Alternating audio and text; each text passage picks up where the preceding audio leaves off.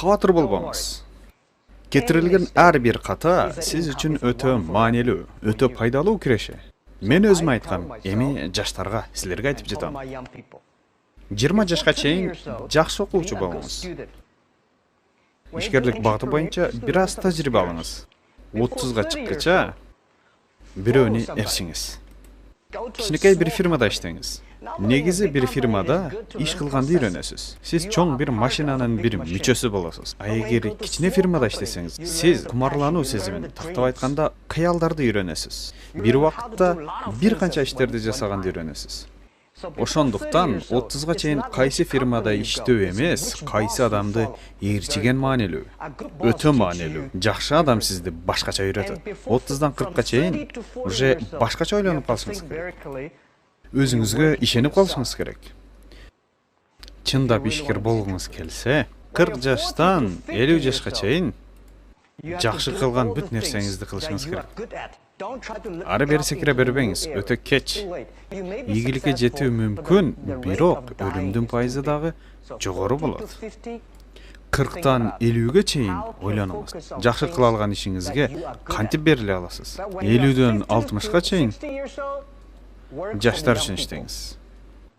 Себеби жаштар сизге караганда жакшыраак аткарышат. Аларга таяныңыз, инвестиция кылыңыз, бүт шарттарды бериңиз. Ал эми 60тан ашканда убакытты өзүңүзгө бөлүңүз. Искөлгө барып, чалкалап жатыңыз. Өзгөртүү үчүн өтө кеч. Мен жаштарга кеңешим 21 жашыңарда ката кетиргиле. Толтура ката кетиргиле. Кабатыр болбогула. Жыгылдың, турдуң. Жыгылдың, тур. Рахаттан 25 жаша жыргап жашай бер.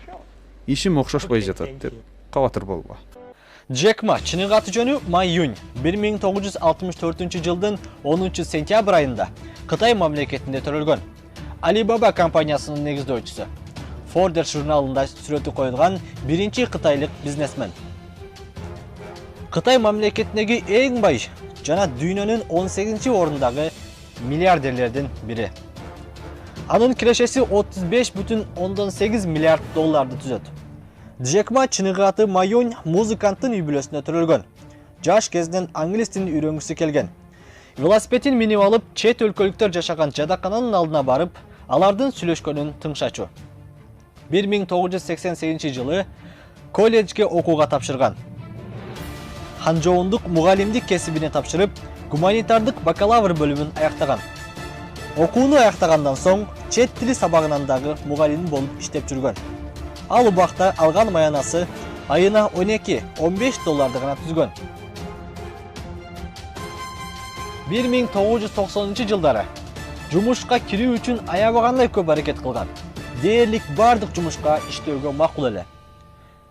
Бул жөнүндө мынтип эскерет. Мен университетти бүтүп, жумушка кирүү үчүн 30 жерге бардым. Биринде да кабыл алышпады. Мен милиция болуп иштегим келчү. Мага айтышты: "Сен жакшы адам эмес экенсиң" деп. Мен керек болсо KFC'ге да ишке кирүүгө макул элем. KFC'ге жумушка барганымда 24 кишинин арасынан 23 жумушка кабыл алынып, мени жумушка кабыл алуудан баш тартышты.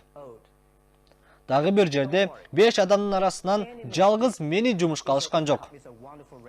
Ошондуктан мен көнүп калгам, бардык жерден баш тарткандан. Гарвард университетине 10 жолу экзамен тапшырдым. Мени кабыл алышкан жок. Мен билгем мени кабыл алышпастыгын. Бирок мен ошону көргүм келчү. Азыр алар мени окууга алышпагандыгына өкүнүшөт. 10 жолу ийгиликсиз болгондуктан мен өзүмө сөз бергем. Качан менде мүмкүнчүлүк болгондо, мен ошол университетте сабак берем деп. Азыр мен ошол жакта жаштарга лекция окуйм. Ар бир кыялды ишке ашырууга болот. Эмне койгон максатыңа өзүң кааласаң сөзсүз түрдө жетесиң. Элдерге эч нерсе жакпайт. Качан мен өзүмдүн идеямды башкаларга айтканымда, баары сен болбогон нерсени ойлойт экенсиң деп жооп беришкен. Андыктан өзүңдү гана ук. Джек Манын карьерасы. 1990 жылы Ма аялы досу менен биргеликте ортодон 2000 доллардай акча чогултуп, интернет компаниясын ачууну ойлошот. Бирок бул убакка чейин компьютер, интернет дегени түшүнчө эмес.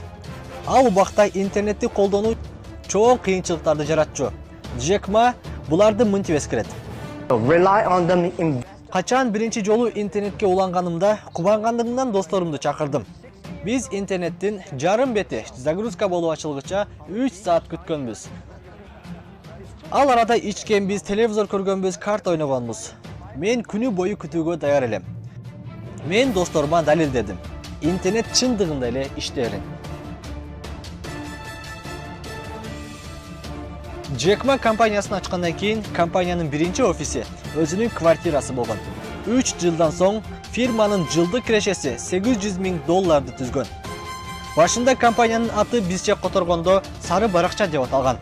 1999 жылдан тартып Джек Ма 17 досу менен биргеликте Alibaba компаниясын негиздеген. 2000 жылдын башында эле $25 миллион инвестиция тартууга жетишкен. Ал убакта 17 жумушчу эмгектесе, бүгүнкү күндө Alibaba компаниясында 20 миңден ашуун жаш жумушчулар эмгек кылышат. Жана бул сайтты дүйнө жүзү боюнча 800 миллиондон ашуун адам колдонуп келет.